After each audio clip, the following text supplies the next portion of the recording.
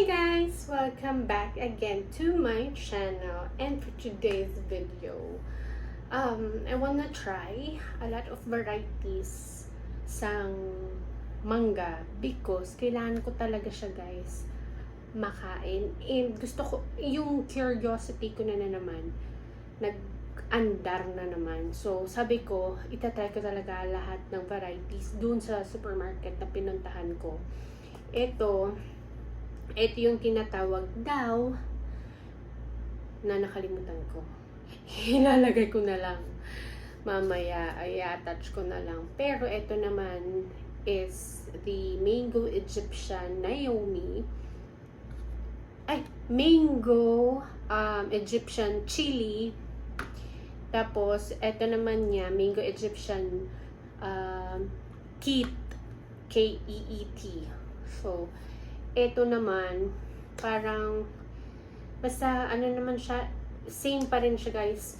Galing ulit siya sa Egyptian. Galing pa rin pala siya sa Egyptian. So, I wanna try kung anong mga lasa or ano yung mga different taste or may mga distinct taste ba yung bawat mango. Pero, galing naman lahat sa Egypt.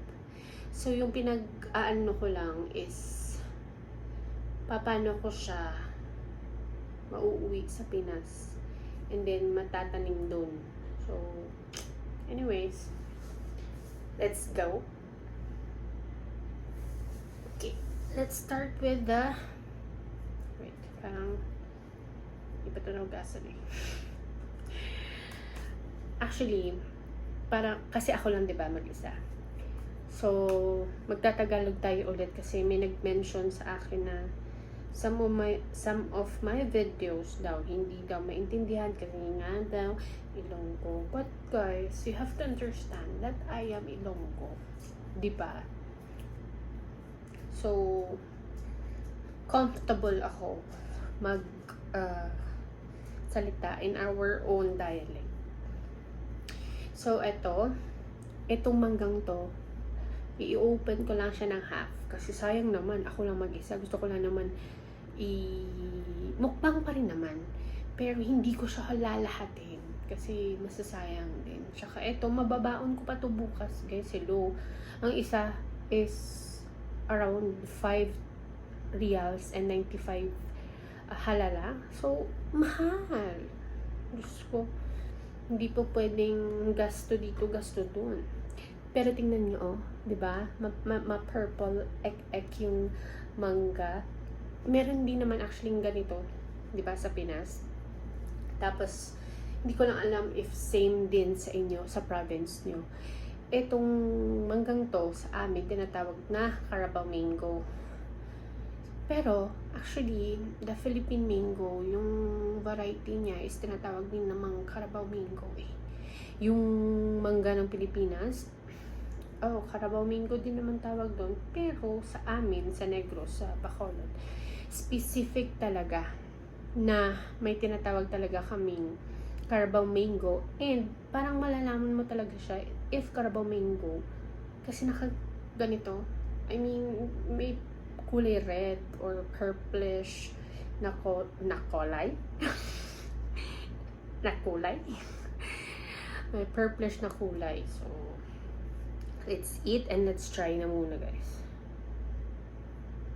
Pinili ko yung hindi pa masyadong luto kasi ako yung tao na ayaw ko talaga ng parang luto.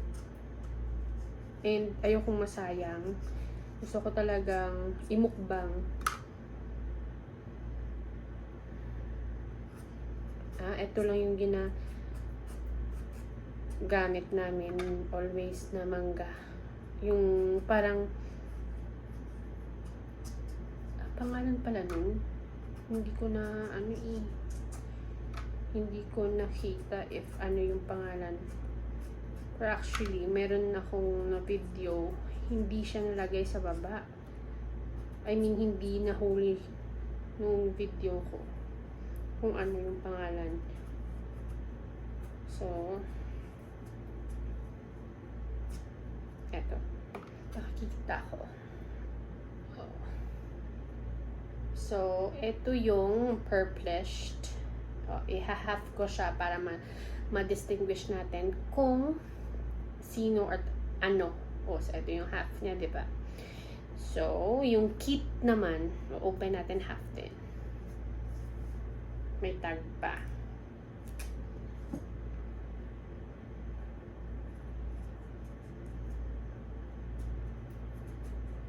Sa tingin ko, yung kit, para siyang Pakistan na mango.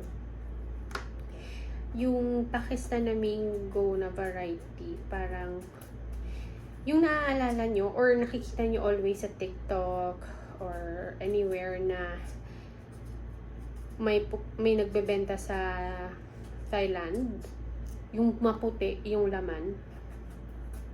Maputi yung laman, tapos parang, ang palaging sinasabi nung, sorry if na-interrupt tayo ng konti kasi nga nalubat yung phone, so we have to wait pa for a few minutes. So ito na nga, nabuksan na natin yung what do you call that, chili, mango Egyptian chili. So ito na yung, diba sinabi ko parang may mixed or variety of papaya, and then i-try na natin.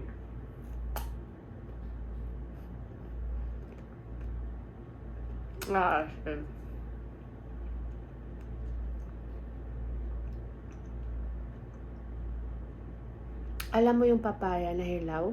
Yung tawag namin doon, ano yun? Ng habal? Yung medyo orange na kulay?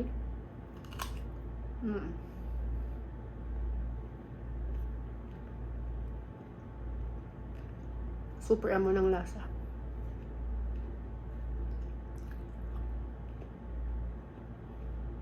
Talaga ba? Meron talagang ganyan, no? Mix na siguro, no?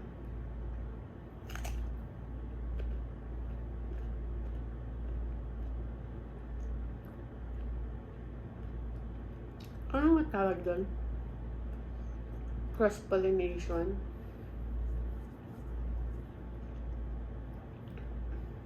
Bakit roon ng isang link sa isang variety ng tanim. Pwede ba yun? Alam ko, hindi naman ako agriculture. Pero, no, what do you call this? No doubt, may variety to na, or may mix to ng ng papaya. Ito yung mango Egyptian kit, K-E-E-T. K-E-E-T naman kasi nakalagay dun.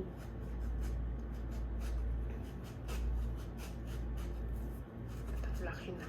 Ni-slice ko. Ito. Yung flesh niya. Anong flash? Ito yung flesh niya, guys. Parang ulo ko na yung mangga.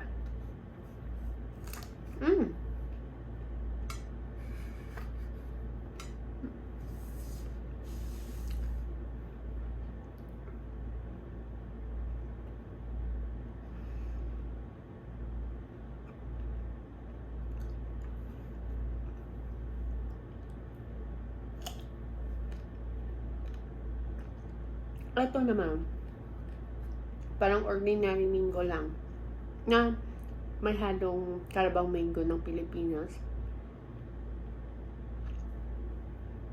Pinagkaiba lang nito kasi sobrang tamis. Buti sana ko may Pakistan na mango, as in yun talaga sobrang tamis. Ito na, binubuksan ko na po ang hindi ko naalalang mangga. Ito yung flesh niya. Yan.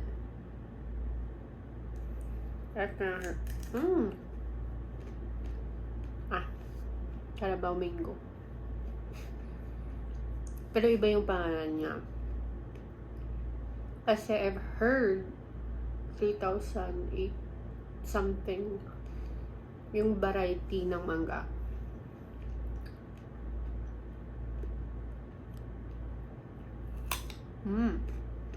Parang apple.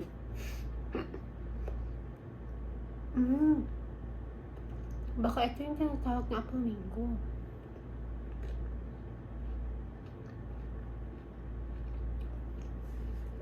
Pero pinangalan lang sa ano. Kasi lahat doon na manggal na binili ko parang Egyptian. May Egyptian na pangalan. Ang sarap. Huli na lang yung may pinagkaiba.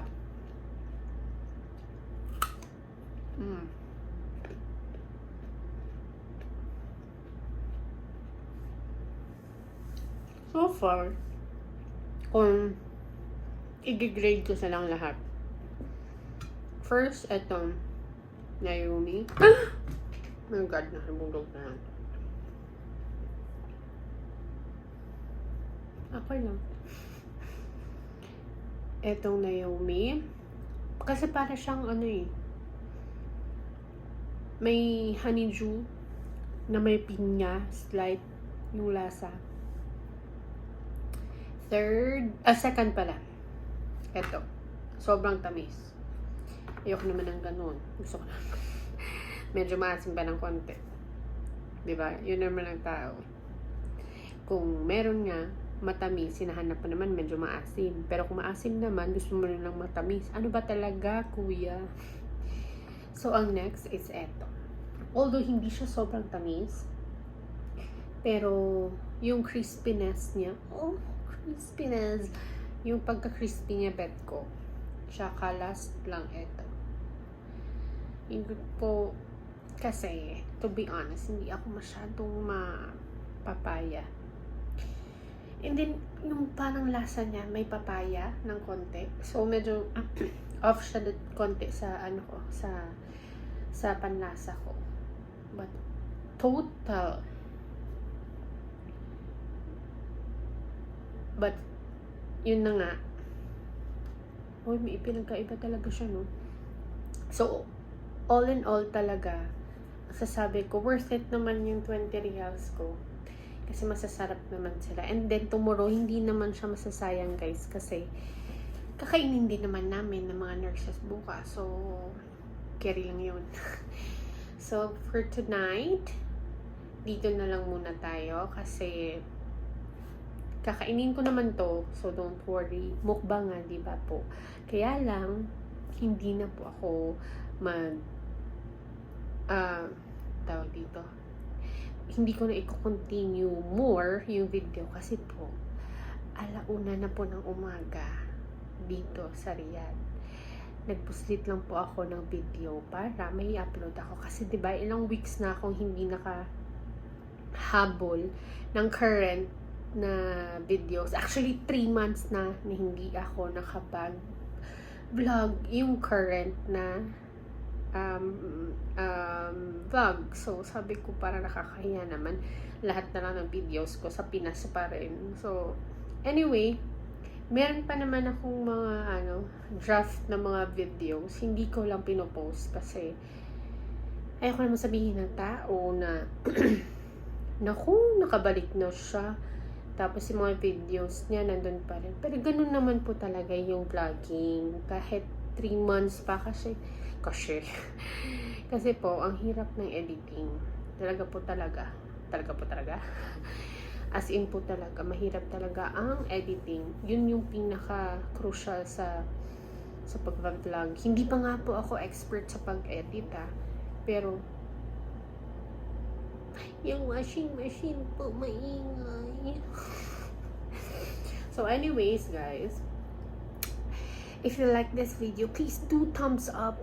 Please, kasi if ma-notify ni YouTube na nagla-like kayo or maraming likes yung videos ko, parang i-promote niya. So please guys, do like, do share, and hit the notification bell button so you will be notified kahit hindi niyo po ako bet as a person.